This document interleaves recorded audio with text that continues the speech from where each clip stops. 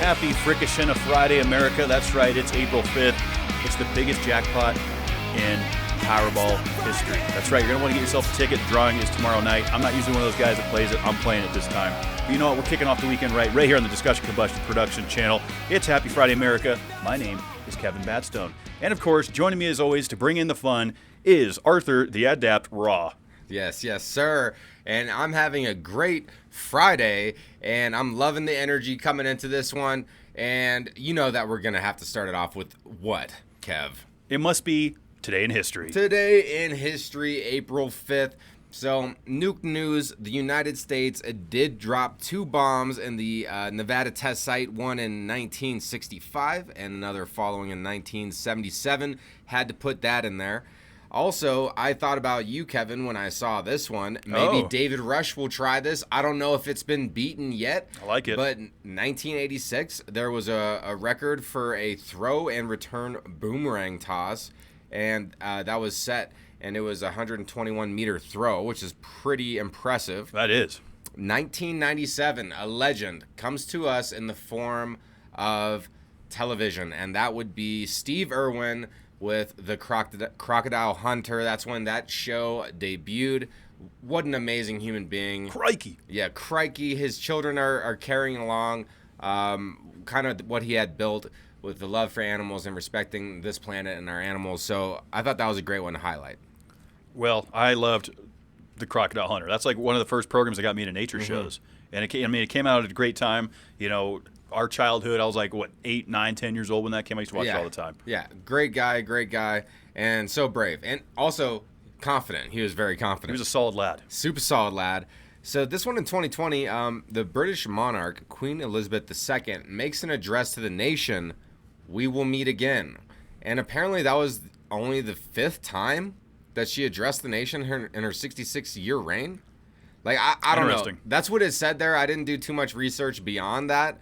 But I don't know if she ever addressed them again, because obviously she wasn't around too much longer after that. Yeah, that's interesting. Yeah, definitely. Well, today in the future, look, I'll present this as a question. Maybe you're into sci-fi and some of that. So this was in 2063, Earth's first contact with the extraterrestrial Vulcan species in Star Trek universe. Wow. Yeah, so we hit one of our friends with that one, and he actually got it, because he is a Trekkie, and that is April 5th in history. And beyond. Well, speaking of the universe, we have the solar eclipse coming on Monday, April 8th. Everyone's been talking about it. People are getting freaked out. You know, we got cities all over America. People freaking out over this. We got National Guard being deployed, emergency resources, state of emergency resources being tapped into. And so there's a couple reasons that are going into this. One, people are just panicking because everyone else is panicking, which leads to more panicking. That's just how the hysteria works. The media is not helping. You know, look, we've been through solar eclipses. I understand there's going to be a total solar eclipse coming from Maine down, Buffalo, Cincinnati, Indianapolis, Kansas City, down into Dallas. So those areas that are going to have that total darkness is really where they're expected to have an influx of traffic congestion. Resources People are going to be tapped. People are probably heading there right now. People are probably heading there now. So you think hotels, restaurants, food, gas, supermarkets, you name it. Anything that keeps the economy going is going to be depleted because they're having this massive influx of tourism. Not only just here in America, folks from Japan and other countries are flying here for this thing so they can see this total darkness. So they're bringing in National Guard for an influx in tourism. Essentially. I don't know. And I don't understand why there's like this kind of looming presence of fear around this. Everyone's freaking out, man. Like, wouldn't this be a huge economic boom to any of the towns or cities that this total eclipse is happening at, because you're going to get this boom in tourism? Like, how come this isn't like highlighted as a positive thing for all these cities? Because they're all going to get an economic boom. All the restaurants are going to get a lot more patrons. You know, where's that part of it? Like, there's two sides to this. Yeah, it should be great for tourism. It should be great for the local economy of these towns in Oklahoma and rural Texas and these areas. But what's happened is it's turned into a complete fear-mongering situation. When you go to Google right now, and I'm not making this up, you type into Google 2024 solar eclipse preparation, some of the first things it's going to tell you is to have an emergency plan, have an emergency kit, make sure your loved ones know where you're at all times, be ready for anything, have extra food on hand, gasoline, resources. It's like man, this thing lasts 3.5 to 4 minutes, of the eclipse in its totality. Why do we need these many resources on hand? I'm a little confused as to why the fear. Who's making money off of the fear? Oh, well, because that's always, look, anything that we could ever talk about a conspiracy, like, it always leads back to money. It does. And somebody's pocketing off of this fear. Well, we've seen before, like New England right now is getting hammered with an ice storm. We've seen the hurricanes hit. We've seen when Denver gets blizzards, there's a huge influx into the grocery stores. And that just seems to get worse and worse every year because that fear is pumping, I better go stock up on food, better go to the grocery store because everyone else, and it's like, I get it, but I also don't at the same time. It's just fear breeding more fear. Well, if you are interested in the eclipse and you're in one of these areas and you want to check it out, make sure that you're using the right kind of glasses. And be safe and have fun, because I'm sure it's nothing crazy is going to actually happen, and it's actually just going to be a great time where people could get together and witness something awesome that happens in our solar system. It's pretty cool. We're only going to get about 30 to 40% here in Denver, Colorado, Art. So, maybe take a look at that. I don't know. I'll probably be busy working. I'll miss the whole damn thing. I've seen eclipses in the past. Like when I had never seen one before, I was like all jonesy, like, will I ever get to see another one in my lifetime? Well, apparently yes. Yeah, they have so that's pretty frequently. cool. So that's pretty cool. I think that's nice, and yeah, I hope everyone has a fun time with it. Yeah, honestly, stay safe out there. I don't understand what's up with all, like, why is there all this? I don't get it. Yeah, I don't get it either. I don't understand it, but if you're out there in the mess, just be prepared, practice your Second Amendment right, take care of you and your family. That's all you can do. Yeah, have a happy time. It's a happy Friday here, and we had one not so happy resident not a resident, but an owner of a plot of land in Hawaii. Okay, so a lot owner is stunned to find a $500,000 home accidentally built on her lot. So here's the story of Annaline Reynolds. So she bought this plot in Puna, Hawaii in 2018, and she bought this for like $22,500. And she picked out this plot because she thought it was a place, like a sanctuary, to have women's retreats and like do meditative work out there. And so that's what she wanted to use it for. She was a resident of California though. So, interesting. So this is all going on. And then apparently this PJ construction company, they built about a dozen homes near her plot and accidentally built a home on her plot. Apparently they identify all the plots based upon the phone poles out there and like the numbering system. I'm not too sure how they got it confused, but they bulldozed the lot. They built a 2-bedroom, 3-bath, something like really nice house, $500,000 home on this plot of land, right? In Hawaii. In Hawaii. And so she has no idea any of this has even happened until she gets a call from the broker, right? So the broker out of nowhere calls and says, hey, we got people that want to buy this house, and we need to resolve this. And she's like, excuse me, what? I've never even heard about this. And then so apparently she's getting sued by the construction company. I don't quite understand why she's getting sued, but her lawyer came out to say, let me go to my second page here, that this would set a dangerous precedent if you could go onto someone else's land, build anything you want, and then sue that individual for the value of it. So that's what her lawyer is saying. She's not the only person being sued. Also being sued are the developers of the construction company, the home's architect, the family who previously owned the property, and the county which approved the permits. So kind of where I'm going with this, obviously it's a crazy debacle. Somebody messed up somewhere. Obviously. And then just they went too far to be like, oh, we're going to quit now. And then they probably just had that mentality like, F it, let's just finish this and see what happens. Somebody screwed up, right? Yeah. Because, the property line inspector goes out there and the general contractors, before they even start building, they go, okay, let's take some siting here and figure out what we're going to do, right? Like, so the land that they were walking on, they had to realize that it wasn't just open land. Like, this belonged to either, it was a public land or it was privately owned. And it turns out it was privately owned, and they start constructing anyway. Well, and so they did like offer her another plot of land or some kind of reimbursement of some sorts, but she denied both. And she's like, no, this is just wrong that you built it here. So yeah, I'd be pissed too. This one hasn't been resolved, so this one's still out to the courtrooms to decide what happens here. But honestly, I hope that this company who built these dozen different homes and didn't look at their stuff properly, and also whoever worked at the city for this permit didn't pull it properly, they should also get fired. Like, definitely a big old mess on this one. A lot of mistakes made here, I think. And if I, just because it's a plot of land that sits open, like a lot of people just purchase land to have land. It's a great investment, right? And it's worth a lot of money, especially in Hawaii, undeveloped or not, right? There's probably no running water to it, or maybe there is, and they're going to construct that in. But the fact remains, if I owned a plot of land out there and found out someone was erecting a house on it, I'd be pissed. Yeah, absolutely crazy. I'm going to go ahead and take Reynolds' side on this one. Yeah, I hope property owner for the win. Hopefully these guys don't bully her around and say, hey, you know what, we're going to build this sucker here anyway. Yeah. Well, speaking of things that are going to be built, my random records this week, we didn't really have one this week, but there's one coming up that you could participate in that might make the show. This is pretty cool. This is kind of fun. So out there in Plumstead Township, Pennsylvania, so kind of a rural town out there, there is a little lumber facility, if you will, that is looking to break the world record for most people knocking on wood simultaneously. Okay. So kind of an interesting idea here. So what they're basically asking is they're going to need help from the public. So they're looking at April 25th, so about 20 days from now, just under 3 weeks, 5 p.m. The store is located over there at 6100 Easton Road in Plumstead Township, Pennsylvania. They want to get everyone together and try to get over 295 people in unison to knock on wood. Mm-hmm. I mean, sounds like a fun record to be a part of. Pretty easy, pretty straightforward. Now, would a knock just be considered like, or do you have to 1-2? I think you have to 1-2 it. I think it's a 1-2. That's a proper knock. Yeah. Right? Yeah, because like that is like, what is that? Was that a knock? No, that's just a bang. No, you need the 1-2. And maybe it's just continuous knocking. So it's like you just have everyone just knocking. I feel like it's gonna be better if it's unison, like everybody's like 1-2 together. Yeah, like that's how I would want to see it done. That's how I'd like to see it as well.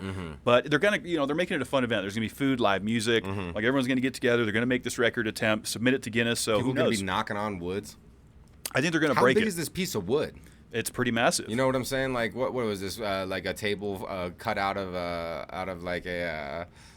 I almost had it. I almost had it really good. What are the trees in the Muir Woods? What are those tallest trees? Oh, the mega trees? Yeah, come on. We have to know the name. Redwoods. Yeah. Oh my gosh. Yeah, what is this? I mean, what is this? A table that's made out of like a half of a redwood or something? Look, it's a lumber. Huge. It's a lumber facility. So they got big wood, and they're going to try to break the record with people knocking on that wood. I think it's cool. If I lived close enough, I'd go check this out. I'd rather do this than that naked bowling or whatever the hell we did a few weeks ago in Pennsylvania. Yeah. I guess that was a Pittsburgh. Balls out for bowling. Next time, breasts out for bowling, okay? Yeah, bang out for knocking on wood, whatever you want to call it. This sounds like a fun event. It does sound like a fun event. So, yeah, if you're in Pennsylvania, you can help participate in breaking this world record. So next, we got the Would You Rather segment. Last week, do you have the polls from Twitter/X? Yep, so be sure to go to our Twitter X every Friday morning to participate in the Would You Rather poll, or just leave a comment down below, of course. And that's Twitter X Happy Fry USA. So last week we asked the viewers, would you rather take $1 million or know the afterlife? And this one came in pretty overwhelmingly in favor of taking the million. Yes. 83% are going with the million. 17% want to know if there's an afterlife. Those 17% of people, I guarantee you, they were like, do I really have to follow all these rules? They're like sick of the rules in their life, and that's why they're thinking that way. You think? Yeah. We did spitball on that a little bit last week. I do feel like that. Could be. So obviously, I don't know, but thank you for participating. Thank you for participating. Yeah, we know where everyone stands now on money or knowing the afterlife. So. Once again, thanks for participating. What do we got this week, Art? For this week's Would You Rather, we are picking between carne, 2 different types of meats. And whichever one you pick, you can have like any type of dish with that, right? So you just can't have the other one anymore. So you have to choose between chicken or beef. Which one are you going to go with? So like you choose chicken, no more hamburgers. You choose beef, no more chicken Alfredo. This one's easy for me. I'm going beef. You're going beef? I love steaks. I love brisket. I love pot roast. I love hamburgers. I love roast beef. I mean, I love chicken. Don't get me wrong. Yeah. I like chicken cordon bleus. I like chicken salad. I like grilled. You name it. But I have to pick one. So for me, I'm sticking with the red meat. I'm going beef, baby. Yeah. See, I want the beef too. Health-wise, I'm thinking chicken is like a healthier option. I could still have like a chicken patty burger. That was my original thought. I talked to a couple people about this one today and overwhelmingly heard beef. But I'm going to have to go with my intuition on this. I'm sticking with the pollo. I'm sticking with the chicken. That's what I'm going to eat. I'm going to eliminate the beef. I'm going asada all day long, all day strong. It's just too delicious. There's too many things I love that you can do with that meat. I got to take the beef. What are you going to choose, America? No, that was a fun one. That was a fun one. And then this one, this was a good one right here, what you have next. This is a pretty good one, and a lot like I think our last Would You Rather, this might be a 50-50. Okay. And so 50-50 is often something that we hear a lot with coin flips. You know, it's a 50-50 shot. You flip a coin, it's a heads, it's a tails. Yeah. Our friend group did a little bit of that. We talked about it on Discussion Combustion a little bit last night. We were making decisions based off of a coin flip. I don't do that anymore. So much fun. Now I'll do it if I want. Let's say if I'm going to have cheese pizza or pepperoni, I'll flip a coin on that. But I already know I'm having pizza. Yeah. I'm not flipping the coin to say, am I having pizza? So fact remains, here's what we learned. So there was a group of individuals that participated in this study, and we had over 350,757 coin flips from 48 people using 46 different currencies. So a lot of different coins, different textures to them, different volume, density, weight, you name it. Basically, what we learned is this. If you start on heads up, or tails up for that matter, there's a 50.8% chance, so just over 50, that it will land heads up. Now, there's a lot of factors to this. There's flipping techniques. You know, you can have it spin. It can bounce off things. But just a standard coin flip, based on their research, 50.8% of the time, it's going to land heads up if you start with heads, tails down if you start with tails. You mean tails up if you start with tails? Right. Yeah. So tails up. Whatever side is facing up when you flip it is more likely to land up. Correct. Okay. That's pretty interesting. I mean, it wasn't substantial. I was hoping more for like 60-40 here. Yeah. But it's still not That's still quite pretty 50-50. Close. That's still pretty close. It's pretty close. But I've even noticed that in our coin flips. I mean, heads up usually comes heads up unless some crazy shit happens. Like I said, it bounces off things. You know, I like to do the flip where you throw it up, catch it, and then rotate it onto your top of your hand. So you're getting that extra, like if it did land heads, then it goes to tails. That's kind of how I always try to do it. Then people will be like, oh, that's cheating because you manipulated it. Well, not if you do that every single time consistently. Yeah, but I mean, then like, what if then it didn't have a chance to bounce off something? It's less fate related. Not necessarily, because it still comes down to the technique of the flip. If you're really doing this and you're doing it right, you have to like you have to call it and then blindly put it. You don't know what side is up. Yeah, I feel like that's the only fair way to do a coin flip now. I mean, to get the most accurate coin flip, yes, because if you see it's heads, you now know that there's an advantage that's going to be heads. And you're probably going to call heads, even though there is still a 49.2% chance that it's going to be tails. Yeah, I mean, they've decided who a mayor is going to be for cities based on coin flips and stuff. Football games are started with a coin flip. Yep, so there's all these coin flip options. So that's pretty interesting. That's still close enough to like, all right, I feel like coin flips are still legit. I mean, I'm not saying they're not legit. I just thought it was a kind of an interesting, read. And when it came to like betting odds on it, 'cause some people bet. Like there's a simple betting on, I'm going to bet that it's heads 5 out of 10 times or whatever. And so like having this information, I guess, is just, it's interesting too that there was 46 different currencies. It wasn't just a U.S. quarter. That is interesting. Right. You could have a lot of different coins, a lot of different currencies involved with this, and it still showed up with only an 8.8% advantage that what's heads up will land heads up. Regardless, I think it's so much fun to flip coins. And if you're doing this to decide something like what you're talking about, like, hey, I'm going to go out to eat dinner. Is it Mexican or is it like, steakhouse? Like, I'm happy either way. And then you flip a coin on that. You got to do best 2 out of 3 though. And then so that way you get like the chance to build the anticipation if it like goes heads, tails, and it's like, what's it going to be? I think that's so much fun. I don't know why that's so enjoyable for me, but I love flipping me a coin. The coin flip is good. I like doing it the way you just described, but it's not like if I don't want to do something and then someone wants me to flip a coin on to get me to do something, I don't do that anymore. Like Jade I Am said, if it's not a hell yes, it's a no. It's a definite And I think that's no. a good way to live life by. I think so too. So yeah, that was fun. 50-50. Keeping it moving here. We got haunted restaurants in Florida. I don't know if you're flipping a coin to go there, but what do you got, Art? What we got here is the nation's most haunted restaurant, which is in the Sunshine State of Florida. So it's Ashley's Tavern. It's in Rockledge. I believe that's pronounced correctly. It's had over 800,000 search results dedicated to its mysterious hauntings. All right, Never heard of it. That's a lot.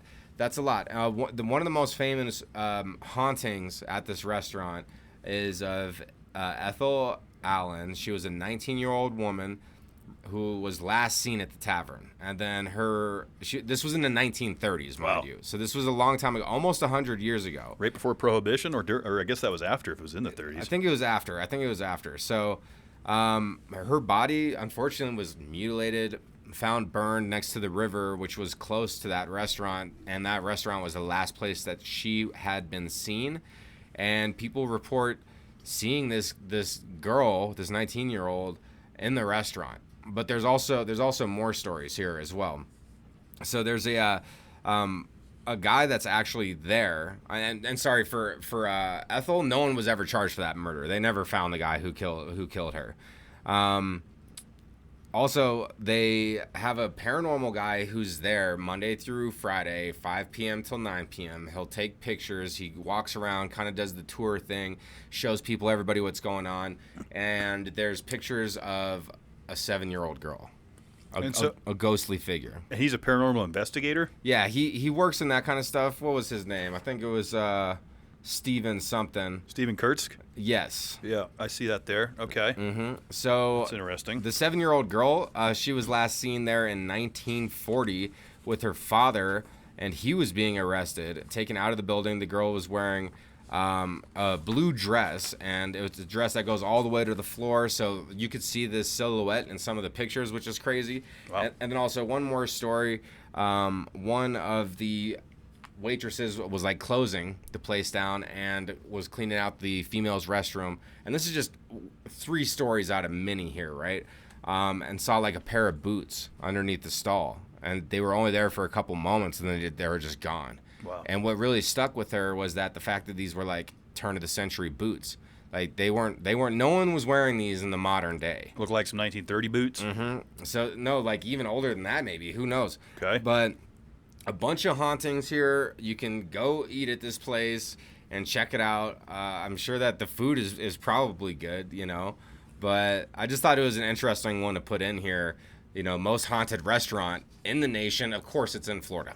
Florida man. Mm-hmm. Yeah, that is interesting, and people love, you know, whether you're into paranormal stuff or not, people love to. It's like a tourist attraction. People go to the Stanley Hotel here in Estes Park. People would go. There was a bed and breakfast in my hometown called Tuck Me In that made like top 10 most haunted places. I'm sure this place is going to be on the list now for people to have a bite, take a picture at. It's good for business, honestly. It is. It is good for business, and it gives you that feeling of being alive, because when that mystery is there and you're unsure, but you feel like you can sense it, you know, there's like this feeling of like excitement, like what is it and does it actually exist? And I feel like it captures everybody's imagination. If you're, you know, a child to some geriatric, regardless, you're going to be a little bit enthralled by this. And when you're in a situation, I don't care who you are, I believe that there is paranormal stuff. Like, you can sense something is with you, and you're like, I'm stronger than this entity, I'm stronger than it. Like, that's how I like to think, at least. Yeah, I think 60, 70% of people have reported like they felt some sort of paranormal activity in their lifetime, or experienced something. Not necessarily seeing a ghost per se, but they've had something happen. Doors slamming, windows, whatever. You name it. So, interesting article for sure. Scroll down to the show notes and read all of the articles that Art and I cover, so you can kind of dive in and see some of the stuff yourself. And from the dead to the Walking Dead here. This is pretty wild here. So, cicada season is here. Okay, springtime. These bugs we've already heard about, like Missouri's about to get absolutely clobbered. Parts of Alabama, you know, Oklahoma, Arkansas, really just the heart of the Midwest. Even here in Colorado, we're going to see a huge increase in cicadas. What's interesting about these things is they're actually kind of a weird bug. They just are. When you look at them, they look different than most. They do have some benefits, I think, to the ecosystem involving caterpillars and things of that nature. But what I found interesting about this read is that there's a sexually transmitted disease amongst these cicadas, because you know, they're banging like rabbits out here. Yeah. They're reproducing at a rapid rate. But what's caught with this STD that they're transmitting, it's a fungus that they're carrying. The males develop it in their gonads, spread the seed, and it basically slowly deteriorates the bug, turning it into a chicken with its head cut off, basically. The bug is no longer alive, but it is still moving. Interesting. Studies show. So this whole thing is just interesting to me because I didn't really know much about cicadas, and there's really a lot to this read. I would encourage folks to go down. It breaks down like what they are, how they interact, what they eat, how they reproduce, and all those things. But with the influx coming in, we're going to have some damn zombie bugs floating around. Yeah, I guess that's always been a thing with them, huh? Yeah. Like that's always been happening because it has. Because I remember being a adolescent, like a young teenager, and I'd be going on like a camping trip, and all these cicadas would be around, and they're so loud, right? That's just buzzing, like it's like not flying buzzing, but like they make this sound. They have a kind of an annoying sound. Mm-hmm. It could be kind of peaceful if you allow, like the crickets. It's like something like that.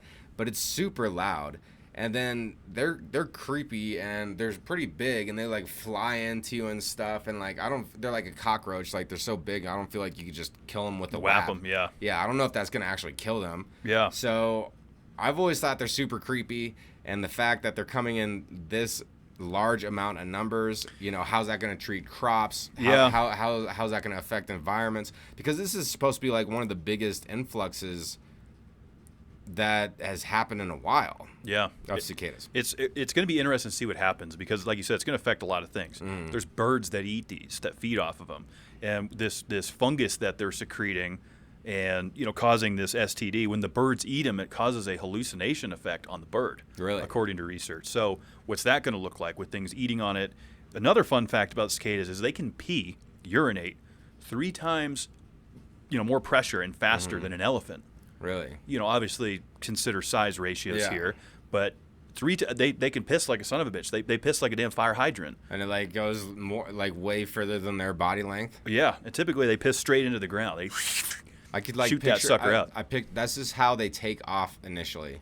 They're like Harrier. They're like they don't need to run for it. They just pee and then it like. That's the lift off. It gives them a lift off. that could be based on these statistics that these things are pissing like a damn fire hose. Yeah, that's crazy. This planet is just a host to so many different life forms, and some of them have phobias for humans. I'm sure there's a cicada phobia out there somewhere. There probably is. Yeah, there probably is. But it's crazy to me, number one, that they can be a zombie bug. How much water these things drink, hence the pissing. Like, they consume more water to body weight than any other species and critter that we know of. That's all they do is suck water. Really? And, like, their sucking apparatus is about the width of a hair. Huh. Interesting. So, pretty fun read, I thought, for all the cicada individuals that are wondering about that. The influx is coming. No need to panic here, folks. I mean, what did they call those a few years ago? The hornet, the murder hornets or whatever. Oh yeah, they were all freaking There was all out. this fear about it. I wouldn't be too concerned. It's just a fun topic of conversation. Yeah, and fun things to do, fun topics, fun things to do. What we got coming up this weekend? All right, we got a good weekend coming up, of course. We got the Dreamline Festival going on tomorrow in Raleigh, North Carolina. Always food, fun, and music. I love festivals. Absolutely. I've actually been to Myrtle Beach. Actually, no, never been to Myrtle Beach. I was thinking about a different beach in California. But Food Truck Festival, Myrtle Beach, South Carolina, today, tomorrow, and Sunday, all weekend. Go get some sun. Enjoy the food truck experience. We always cover food trucks here, and they keep rolling, baby. I love food trucks, man. Anytime I have an opportunity to try a new one, I will. So I would be attending that in Myrtle Beach. Beautiful, beautiful country. A lot of racing coming up, guys. I am going to be on an airplane here in a few hours on Friday. I am headed to the Arizona Nationals. That's going on today, tomorrow, and Sunday. It's a big deal for NHRA. John Force turning 75, running for another Wally. Great things going on there. I'm going to be visiting with my brother this weekend. So if you're in the Chandler, Arizona area, Phoenix, tickets are pretty limited, but man, the Nationals are a lot of fun. Art, you've been with me to the Mile High Nationals at Bandimere. You've experienced it. Oh, yeah. Those engines cause a mini earthquakes. That's how powerful they are. And the engines actually get blown and destroyed every single run, so they have to rebuild the engine. After every single time that they run it down the quarter mile or whatever. That is crazy. Yep, that's on the nitromethane-powered top fuel and funny car. They got to rebuild the block every run. Unbelievable sport. Obviously, you guys know NASCAR, Martinsville this weekend. One of my favorite tracks. The $2 hot dogs, the track where Ross Chastain rode the wall. Can't do that anymore, but it's going to be a great race there at Martinsville, Virginia. Looking forward to that. Absolutely. That's going to be fun. Hey, it's the time. Spring is here. Summer's around the corner. It's about to be a fantastic weekend. If you're not following us on Instagram or Facebook, go ahead and do that. That's Happy Friday USA on X. Happy Fry USA. Send us an email at happyfridayamerica@gmail.com. And what's that? Thank you, Frickish. Let's go. It's Friday. Happy Friday. It's Friday. Happy Friday. It's Friday. Happy Friday. It's Friday. Happy Friday.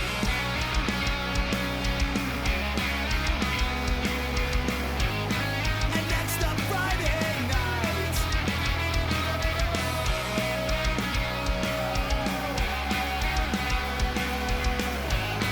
Yeah, Friday night's alright. It's Friday. Happy Friday. It's Friday.